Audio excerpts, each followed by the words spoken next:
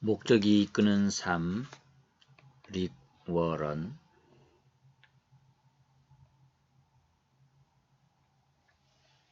나는 왜 이 세상에 존재하는가?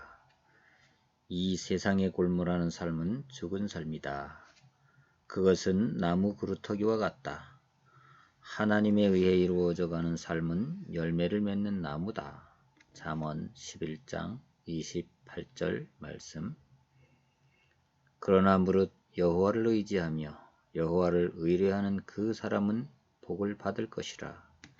그는 물가에 심기운 나무가 그 뿌리를 강변에 뻗치고 더위가 올지라도 두려워하니 하며 그 잎이 청청하며 가무는 해에도 걱정 없고 결실이 그치지 아니함 같으리라. 예레미야 17장 7절에서 8절 말씀. 챕터 1. 모든 것이 하나님으로부터 시작되었으니 만물이 그에게 창조되되 하늘과 땅에서 보이는 것들과 보이지 않는 것들과 혹은 보좌들이나 주관들이나 정사들이나 권세들이나 만물이 다 그로 말미암고 그를 위하여 창조되었고. 골로새 1장 16절 말씀. 신이 있다고 가정하지 않는 한 삶의 목적에 대한 질문은 무의미하다. 버트란트 러셀, 무신론자입니다. 모든 것이 하나님으로부터 시작되었으니 이것은 우리에 관한 것이 아니다. 삶의 목적이란 우리 개인의 성취감, 마음의 평안과 행복감 이상의 것이며 가족과 직업, 그리고 우리의 가장 큰 꿈과 야망보다도 훨씬 더 큰 것이다. 우리가 이 땅에 살고 있는 이유를 알고 싶다면 모든 생각은 하나님으로부터 시작되어야 한다. 왜냐하면 우리는 그분의 목적에 의해 그분의 목적을 위하여 창조되었기 때문이다. 삶의 목적에 대한 고민은 수천 년 동안 사람들을 혼란스럽게 했다. 혼란의 이유는 우리가 그러한 고민들의 출발을 우리 자신으로부터 시작하기 때문이다. 우리는 다음과 같은 자기중심적인 질문을 던지곤 한다. 나는 무엇이 되기를 원하는가? 나는 무엇을 해야 하는가? 나의 목표, 나의 야망, 나의 미래를 위한 나의 꿈은 과연 무엇인가? 하지만 우리가 우리 자신에게만 초점을 맞춘다면 결코 삶의 목적을 찾을 수 없다. 성경은 이렇게 말하고 있다. 생물들의 혼과 인생들의 영이 다 그의 손에 있느니라. 욥기서 12장 10절 말씀입니다. 대중에게 인기 있는 수많은 책과 영화 또는 어느 강연회에서 말하는 것과는 달리 우리는 우리 자신 안에서 삶의 의미를 발견할 수 없다. 우리는 이미 그런 시도를 해보았다. 우리가 우리 자신을 창조하지 않았기에 우리가 무엇을 위해 창조되었는지 알 길이 없다. 만일 내가 당신에게 한 번도 보지 못한 발명품을 건넨다면 당신은 그것의 목적을 알지 못할 것이고 더군다나 그 발명품이 스스로 말해주지도 못할 것이다. 발명자 혹은 사용 설명서만이 발명품의 목적을 가르쳐줄 수 있는 것이다. 나는 산에서 길을 잃은 적이 있다. 가던 길을 멈추고 야영지로 가는 길을 물었을 때 나는 이런 말을 들었다. 여기서는 그 길로 갈 수 없습니다. 산의 반대쪽에서 출발해야 합니다. 마찬가지로 우리가 스스로에게 초점을 맞추고 시작한다면 삶의 목적에 도달할 수 없다. 삶의 목적에 도달하기 위해서는 우리의 창조주 하나님으로부터 시작해야 한다. 우리는 하나님에 의해 하나님을 위해서 창조되었고 그것을 이해하기 전에는 결코 삶을 이해할 수 없다. 오직 하나님 안에서만 우리가 어떻게 시작되었고 우리가 누구이며 삶의 의미와 목적 그리고 이를 통한 삶의 소중함 더 나아가 우리가 긍정적으로 나아가는 목적지를 발견할 수 있는 것이다. 하나님의 다른 모든 길은 결국 막다른 골목으로 인도할 것이다. 많은 사람들이 자신을 위해 하나님을 이용하려고 한다. 하지만 그것은 자연의 순리를 거스르는 일이고 필연적으로 실패하게 되어 있다. 한 가지 분명한 사실은 우리가 하나님을 위해 만들어진 것이지 우리를 위해 하나님이 존재하시는 것이 아니라는 것이다.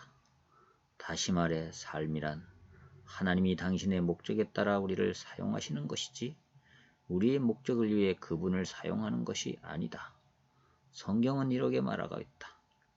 자신에 대한 집착은 막다른 골목에 이르게 하고 하나님께 집중함은 탁 트인 광대하고 자유로운 삶으로 우리를 이끈다. 로마서 8장 6절 말씀입니다.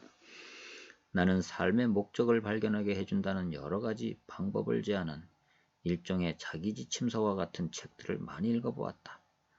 이러한 책들의 한결같은 공통점은 모두 자기중심적인 관점에서 주제에 접근한다는 것이다. 때로는 기독교 관련 서적들도 이러한 자기지침서들과 별 다를 바 없는 다음과 같은 일반적인 방법들을 제시하는 것을 볼 수 있다. 당신의 꿈을 생각하라. 가치관을 명확히 하라. 목표를 설정하라. 무엇을 잘하는지 파악하라. 목표를 높게 설정하라. 그것을 이루기 위해 노력하라. 꾸준히 자신을 훈련시켜라. 목표를 이룰 수 있다고 믿어라. 다른 사람과 꿈을 공유하라. 절대 포기하지 말라. 물론 이러한 권고들 덕분에 큰 성공을 이루는 경우도 종종 있다. 목표를 이루기 위해 전심으로 노력하면 일반적으로 그 목표에 성공적으로 도달할 수 있다. 하지만 성공한다는 것과 삶의 목적을 충족시키는 것은 절대 같지 않다. 개인적인 목표를 모두 달성하고 세상의 기준에 따라 엄청난 성공을 이룬다 할지라도 하나님이 우리를 창조하신 목적을 놓칠 수 있다. 우리에게는 자기 지침서가 제안하는 것 이상의 것이 필요하다. 성경은 이렇게 말하고 있다. 누구든지 제 목숨을 구원코자 하면 잃을 것이요 누구든지 나를 위하여 제 목숨을 잃으면 찾으리라. 마태복음 16장 25절. 이 책은 자기 지침서가 아니다. 어떻게 하면 가장 좋은 직업을 찾을 수 있을 것인가? 어떻게 하면 꿈을 실현하거나 더 나은 삶을 계획할 것인가와 같은 주제를 다루는 책이 아니다.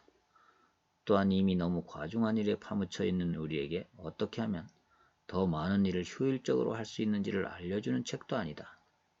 오히려 이 책은 삶에 있어서 가장 중요한 것이 무엇인지 알려줌으로써 우리의 삶에서 일을 적게 하는 방법을 가르쳐 줄 것이다.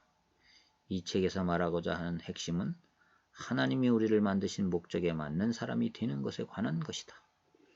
그렇다면 우리가 창조된 목적을 어떻게 발견할 것인가? 두 가지 방법이 있다. 첫 번째는 추리다. 추리는 대부분의 사람들이 선택하는 방법이다. 사람들이 짐작하고 추측하고 이론화한다. 사람들이 나는 항상 삶은 이러이러하다 라고 생각했어 라고 말한다면 이 말은 이러이러한 것들이 내가 생각할 수 있는 가장 좋은 삶의 모습이야 라고 말하는 것을 의미한다. 수천 년 동안 철학자들은 삶의 의미에 대해 토론하고 그 의미를 조명해 보았다. 철학은 그 나름대로의 용도가 있는 중요한 과목이다. 하지만 삶의 목적을 결정 지을 때는 가장 현명한 철학자라 할지라도 그저 추측할 뿐이다. 노이스턴 일리노이 대학의 철학 교수인 휴 무어헤드 박사는 세계의 저명한 철학자, 작가 그리고 학자 250명에게 이런 질문을 했다. 삶의 의미가 무엇입니까? 그리고 그는 응답들을 모아서 책으로 출판했다. 몇몇 사람들은 가장 좋은 답을 제시했다고 자신했고 일부는 확신하지는 않지만 삶의 목적을 자신의 생각에 따라 만들었다고 인정했으며 또 몇몇은 삶의 목적에 대해 아는 것이 아무것도 없다고 솔직하게 시인했다. 그뿐만 아니라 그 학자들 가운데 몇 명은 무어헤드 교수에게 그가 답을 발견하거든 자신에게 알려달라고 부탁하기도 했다. 다행스럽게도 삶의 의미와 목적에 대해 추리하는 것 외에도 우리에게는 한 가지 대안이 더 있는데 그것이 바로 계시다. 우리는 하나님이 말씀을 통해 삶에 대해 우리에게 알려주시는 것들을 볼 수 있다. 발명품의 목적을 알 수 있는 가장 쉬운 방법은 그것을 만든 사람에게 물어보는 것이다. 삶의 목적을 발견하는 것도 마찬가지다. 하나님께 여쭈어보라. 하나님은 우리가 궁금해하면서 추측하도록 우리를 어둠 속에 두지 않으신다. 그분은 우리 삶의 5가지 목적을 성경에 명확히 제시해 주셨다. 이것이 우리의 진정한 사용 지침서이다. 우리가 왜 살아야 하는지, 삶이 어떻게 작용하는지, 무엇을 피해야 하고 미래에 무엇을 기대해야 하는지를 설명해 주고 있으며 우리가 앞에서 말한 자기 지침서나 철학책을 통해서는 결코 알 수 없는 것들을 알려주고 있다.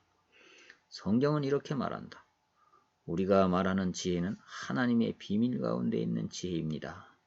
이것은 감추어졌던 것이며 하나님께서 우리의 영광을 위해 창조전에 미리 정하신 지혜입니다. 라고 고린도전서 2장 7절에는 가르쳐주고 있다.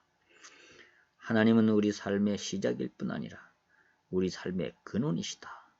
삶의 목적을 발견하기 위해서는 우리는 세상의 지혜가 아닌 하나님의 말씀에 귀를 기울여야 한다. 우리는 대중심리학이나 성공을 위한 동기 또는 영감을 주는 이야기들이 아닌 영원한 진리의 바탕을 두고 삶을 이루어 나가야 한다. 성경은 이렇게 말하고 있다. 오직 그리스도 안에서만 우리는 우리가 누구인지 그리고 우리가 무엇을 위해 사는지를 알 수 있다. 우리가 그리스도를 알기 전에 어떤 소망을 갖기 전에 하나님은 이미 우리를 눈여겨보셨고 만물과 만인 가운데서 역사하시는 목적의 한 부분으로서 영광스러운 삶을 이미 계획해 놓으셨다. 라고 에베소서 1장 11절에는 말씀하고 있습니다. 이 구절은 삶의 목적에 관한 3가지 통찰을 제시해 준다. 첫째, 우리는 예수 그리스도와 관계에서 우리의 정체성과 목적을 발견할 수 있다. 만일 그런 관계를 맺고 있지 않다면 어떻게 그 관계를 맺을 수 있는지에 대해 나중에 설명하겠다. 우리가 하나님에 대해 생각하기 훨씬 이전부터 하나님은 우리에 대해 생각해 오셨다. 우리를 향한 하나님의 목적은 우리의 생각에 앞서 오늘까지 진행되어 왔고 우리의 도움 없이 이미 우리가 존재하기 이전부터 계획되어 있었다. 직업과 배우자 그리고 취미와 삶의 많은 부분들에 대해 우리가 스스로 결정할 수 있을지는 몰라도 우리의 목적은 스스로 선택할 수 없다. 그것은 하나님이 이미 결정해 놓으신 것이기 때문이다. 셋째, 우리의 삶의 목적은 하나님이 영혼을 위해 계획해 놓으신 보다 큰 목적의 한 부분이다. 이 책은 그것을 설명하기 위한 것이다. 러시아의 소설가 안드레이 비토프는 무신론적인 공산주의 정권 아래서 성장했다. 하지만 어느 우울한 날 하나님은 그의 눈길을 사로잡으셨다. 그는 이렇게 회상한다. 27살 되던 해 어느 날 나는 레닌그라드에서 지하철을 타고 있었다.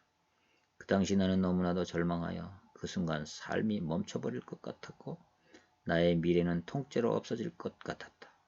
삶의 의미는 생각조차 할 수 없었다.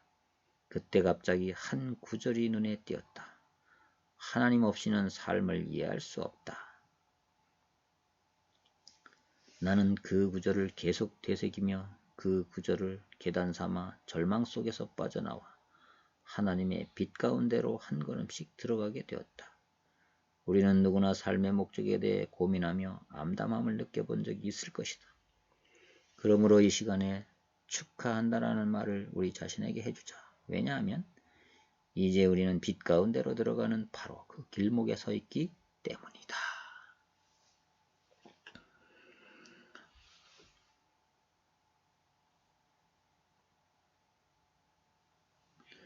우리가 우리 자신에게만 초점을 맞춘다면 결코 삶의 목적을 찾을 수 없다.